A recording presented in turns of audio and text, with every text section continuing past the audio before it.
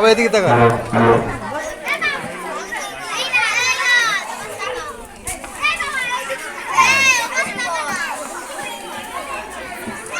নমস্কার। আজ মোহাম্মদ একটি দিন। আমরা অনেক আগে একটি দিন আমরা যারা এই বিদ্যাসাগরের মূর্তি দাও তুলে দেওয়া হচ্ছে সমাজের পাশাপাশি আর সারা আসুন সবাই মিলে আমরা গানটা উন্মোচন করবো। আমরা সবাই মিলে একসঙ্গে আমরা পর্দাটা সরিয়ে দেবো। সবাই দেখবে রেডি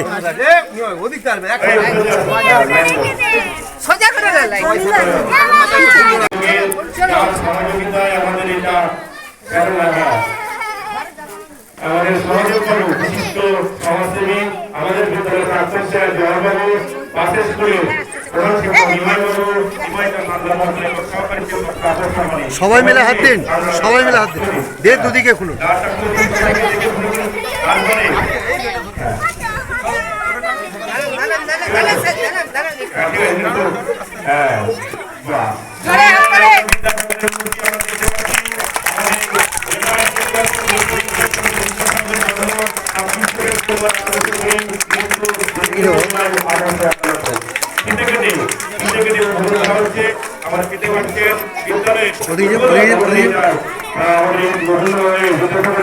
ওদিকে যাও।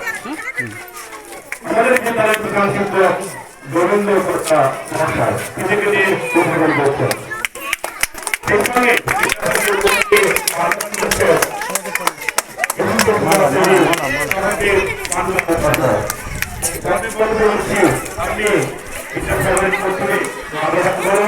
আপনার এই দান আমরা কখনো ভুলব না, সেগুলোকে আহ্বান জানাই।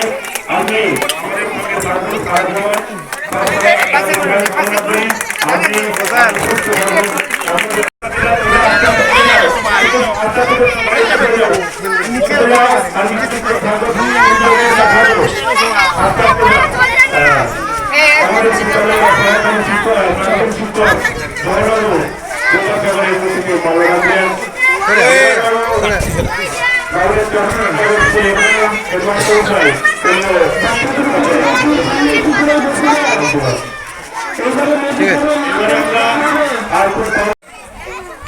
আজকে সবাই সভাপতি গোবিন্দ কর্তাকে আমার অশেষ ধন্যবাদ এবং কৃতজ্ঞতা জানাই। সেই সঙ্গে যার প্রেরণায় আমি এখানে এসেছি, একই স্কুলে শুভেচ্ছা আন্তরিক ভালোবাসা।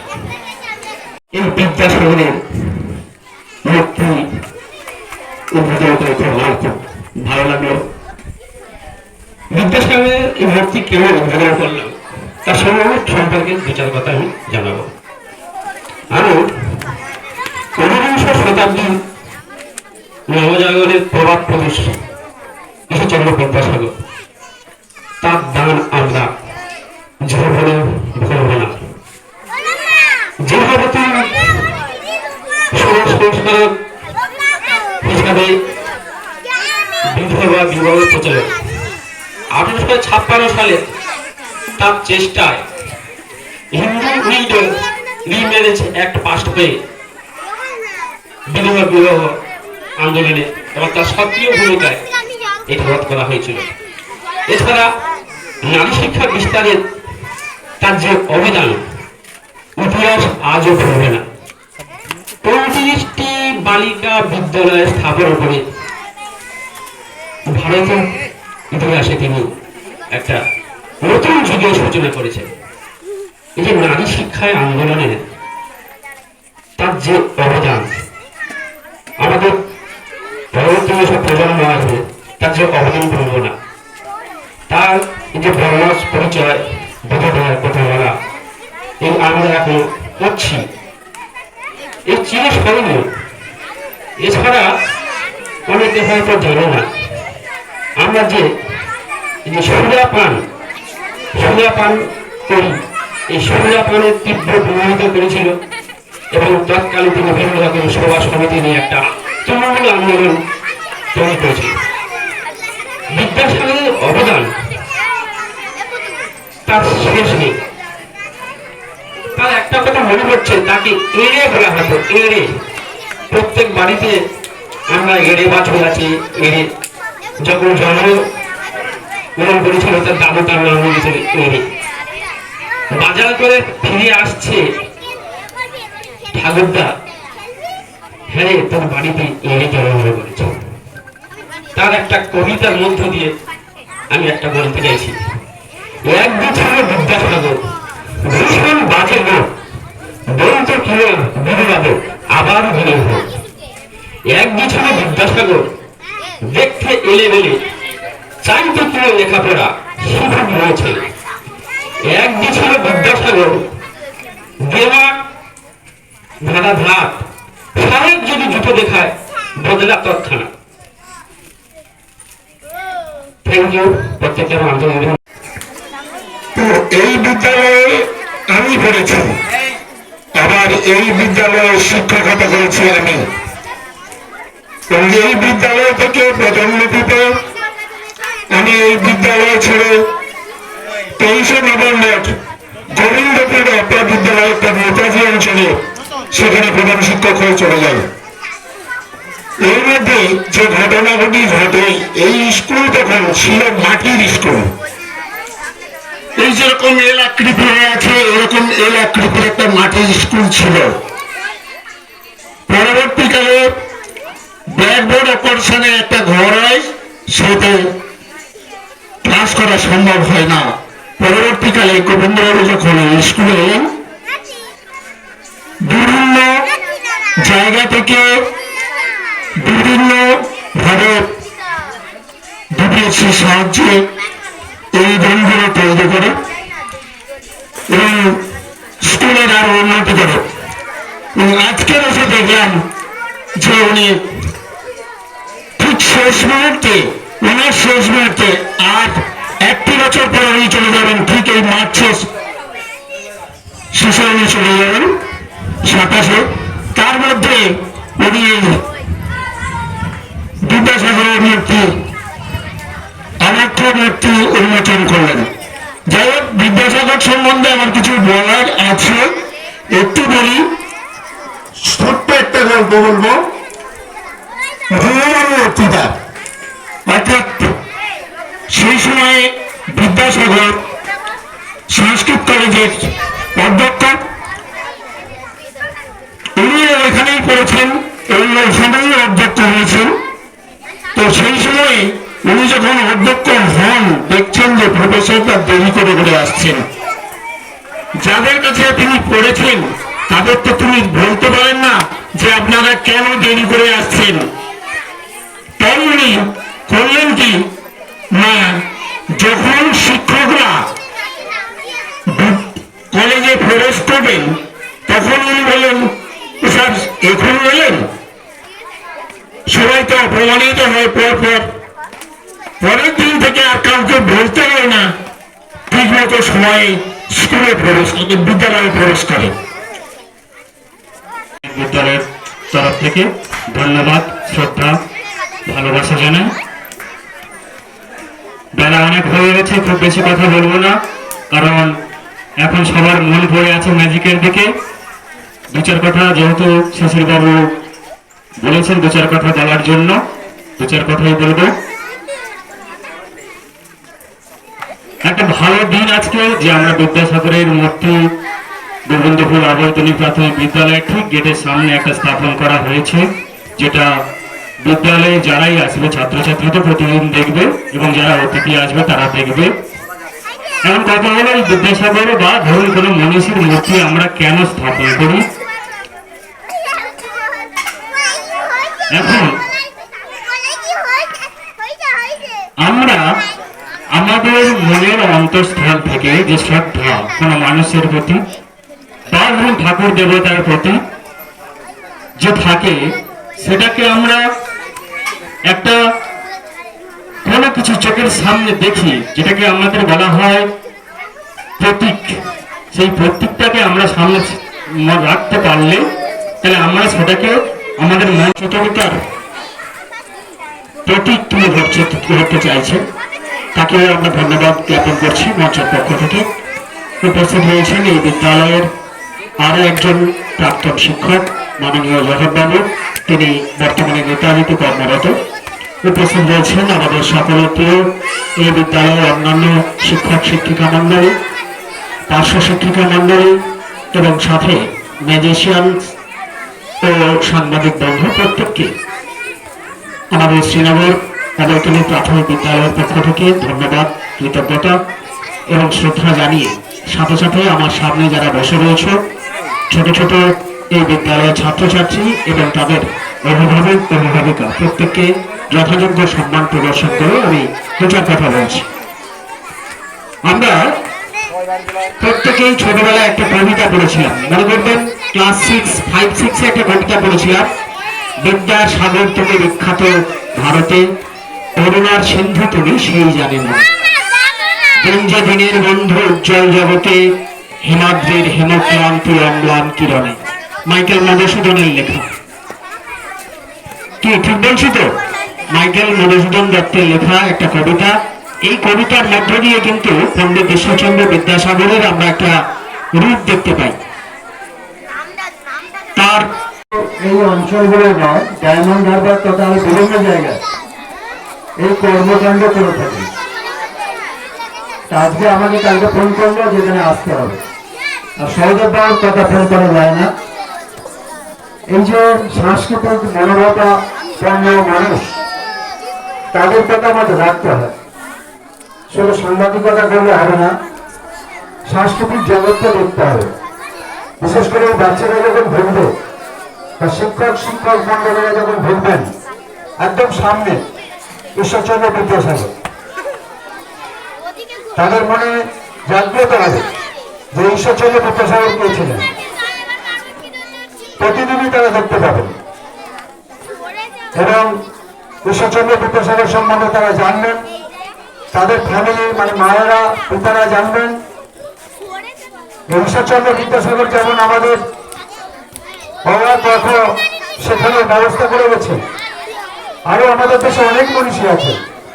আগে আমাদের স্যাররা বললেন যে নেতাজি সুভাষচন্দ্র বোস হয়তো স্বাধীনই হতো না নেতাজি সুভাষচন্দ্র বোস না থাকলে। স্বামীজি ভারতবর্ষকে বিদেশের জায়গায় ভারতবর্ষকে তুলে ধরেছেন। আমার ভালোবাসা জানিয়ে আজকের কেন এই অনুষ্ঠান সেটা নিয়ে দুটো কথা বলবো। একেবারে প্রথম কথা, বিদ্যালয়ের গেটের মুখে বিদ্যাসাগর কেন? সত্যি সত্যি বিদ্যাসাগর এমন একটা ব্যক্তিত্ব ছিলেন, আমার মনে হয় যেটা সহদেব বাবু বলে গেছেন, নবজাগরণের অন্যতম প্রতিকৃত। নাম কিন্তু বিদ্যাসাগর নয়, ঈশ্বরচন্দ্র বন্দ্যোপাধ্যায়। তাকে সাগর বলা হলো কেন? হ্যাঁ, তার পাণ্ডিত্য ছিল, সঙ্গে আরো অনেক কিছুই ছিল। সাগরের জল নোনা জল, মুখে দিলে সহ্য করা যায় না, খুব তিতো, খুব নোনা, তীব্র নোনা। তেমনি বিদ্যাসাগরের ব্যক্তিত্ব এমনই, তৎকালীন ইংরেজ সমাজ বুঝেছিল, ইংরেজ শাসনকর্তারা বুঝেছিল যে বিদ্যাসাগরের জলকে হজম করা যাবে না। আর দ্বিতীয়, বিদ্যাসাগর কেন সাগর বলা হলো? সাগরের নিচে যত অতলে যাবেন তত আকর, তত রত্ন খুঁজে পাবেন। সেই রত্ন আমাদের পৃথিবীর সম্পদ। তিনি এমন একজন মানুষ, শুধু শিক্ষা নয়, দয়ার দিক দিয়েও তিনি দয়ার সাগর। সেই রকম একজন মানুষের মূর্তি আমি একেবারে ঐকান্তিক ভাবে চেয়েছিলাম প্রতিষ্ঠা করি। আরো একটা অন্য উদ্দেশ্য আমার ছিল, কারণ আমি এই স্কুলে যখন প্রথম আসি, স্কুলের প্রধান শিক্ষক যিনি ছিলেন আজও তিনি আছেন। সত্যি সত্যি যখন প্রথম আমি এই মূর্তি স্থাপনের কথা বলি, আমার মাস্টারমশাই বলেছিলেন উদ্বোধক কোনো একজন এসআই বা অন্য কেউ থাকুক। আমি চাইনি, কেন? স্কুলে আমরা কেউই থাকবো না। আমি চেয়েছিলাম মাস্টারমশাইয়ের নামটা স্বর্ণাক্ষরে এই স্কুলে থাক। আজকের যে স্কুল দেখছেন, যে বিল্ডিং দেখছেন, যা কিছু দেখছেন, তার সবকিছু অবদান আমাদের এই বর্তমান প্রধান শিক্ষক গোবিন্দ পদ্মা মহাশয়। তাই তার নামটা অন্তত স্কুলে থাক। আমরা স্কুলে বহু শিক্ষক যাবো আসবো, কোনোদিন আমাদের কারো নাম থাকবে না। এর আগেও বহু শিক্ষক চলে গেছেন, আমরা আমাদের তরফ থেকে, আমাদের শিক্ষকদের তরফ থেকে চেয়েছিলাম যে তার নামটা থাক। তাই উদ্বোধক হিসাবে আমরা বিশিষ্ট কাউকে, বাইরের কাউকে আনতে চাইনি। একেবারে আমার এবং শিশির বাবুর ঐকান্তিক ইচ্ছায়, সমস্ত শিক্ষকদের ঐকান্তিক ইচ্ছায় আমরা চেয়েছি মাস্টারমশাই থাকুক। দ্বিতীয় আর একটা মনের ইচ্ছা, যেটুকু বলার জন্য আমি যেচে বলতে এসেছি, আমার সবাইকে যথাযোগ্য সম্মান জানাই। আমি এখানে গল্প করে আজকের এই সভার সমাপ্তি ঘোষণা করব, যদি আপনারা মন দিয়ে গল্পটা শোনেন। আজকে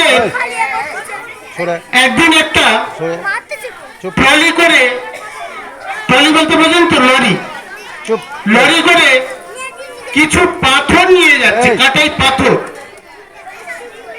তার সঙ্গে একটা পাথরের মূর্তিও নিয়ে যাচ্ছে। তখন সেই পাথরগুলো বলছে, যেগুলো মেঝে পাতা হয়, বলে দেখ আমরা পাথর আমাদের নিয়ে যাচ্ছে, কি করবে না মেঝে পাতবে, আমার উপর তো লোক চাটিয়ে চাটিয়ে যাবে। আর তুই মূর্তি দেখ, তোকে কি করবে না একটা বড় পাথরের উপরে সেট করবে, তোর গলায় মালা দেবে, তারা সবাই প্রণাম করবে, ভক্তি শ্রদ্ধা করবে। দুজনের মধ্যে কত তফাৎ দেয়। একই পাহাড় থেকে আমাদেরও জন্ম, একই পাহাড় থেকে তোরও জন্ম, কিন্তু তোকে এত শ্রদ্ধা ভালোবাসা প্রণাম করে আর আমাদের মেঝে পেতে দিয়ে তাদের উপর চাকায়। তখন সেই মূর্তিটা বলছে কি জানিস, আমাকে যে এই পূজা করে, আমাকে যত শ্রদ্ধা করে ভক্তি করে, তার জন্য আমি কত ঘা সহ্য করেছি জানিস। তোদের তো মাত্র মেশিনে কেটে নিয়ে গিয়ে ওখানে ফেলে দিচ্ছে, আর আমার উপরে কত হাতুড়ির ঘা পড়েছে। আমি সেই হাতুড়ির ঘা সহ্য করতে করতে কখনো ভেঙে গেছি, আবার সেটা তৈরি করতে গিয়ে আরো কত হাতুড়ির ঘা মেরেছে। এত হাতুড়ির ঘা মেরে মেরে সহ্য করে আমাকে তৈরি করা হয়েছে। তাহলে তোরা যদি ওই রকম হাতুড়ির ঘা সহ্য করে টিকে থাকতে পারিস, তবে কিন্তু তোরা পূজা পাবি। আজকের এই বিদ্যাসাগর মহাশয়, বিশ্বকবি রবীন্দ্রনাথ ঠাকুর, নেতাজি সুভাষচন্দ্র বসু, স্বামী বিবেকানন্দ, মহাত্মা গান্ধী, যাদের আমরা পূজা করছি, এনারা জীবনে প্রচুর ঘা সহ্য করেছে এবং সেই হাতুড়ি জন্মগ্রহণ করেন। তার পিতার নাম ঠাকুর দাস বন্দ্যোপাধ্যায় ও মাতা ভগবতী দেবী। চরম দরিদ্র ও দুঃখ কষ্টের মধ্যে তিনি লেখাপড়া শেখেন। তিনি কলকাতার সংস্কৃত কলেজের মেধাবী ছাত্র ছিলেন এবং অগাধ পণ্ডিতের জন্য তাকে বিদ্যাসাগর উপাধি দেওয়া হয় এবং পরবর্তীকালে সেই কলেজে তিনি অধ্যাপক হিসেবে নিযুক্ত হন। নিজের সব কিছু ত্যাগ করে অপরের দুঃখ মোচনা করতেন, তাই তাকে দয়ার সাগর বলা হয়। একজন মহান মানুষের মূর্তি বিদ্যালয়ে স্থাপিত হয়েছে, তার জন্য আমরা আনন্দিত এবং গর্বিত। সবাইকে যথাযোগ্য সম্মান জানিয়ে এখানে আমি আমার এই বক্তব্য শেষ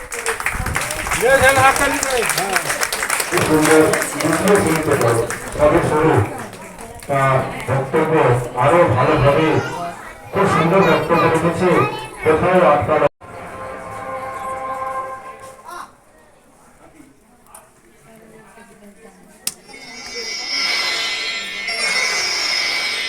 বিদ্যালয় মোদের বিদ্যালয়, এখানে সভ্যতারই ফুল ফোটানো হয়।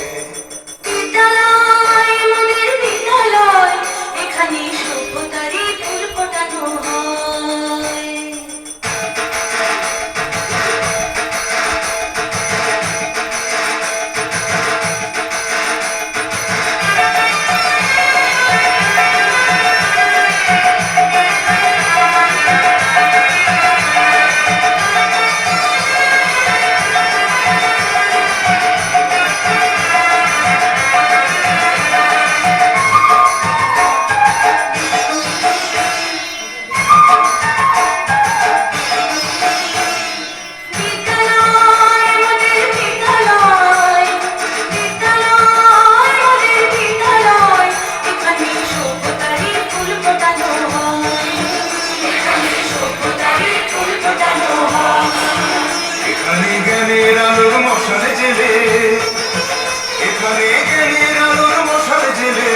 সূর্যোদয়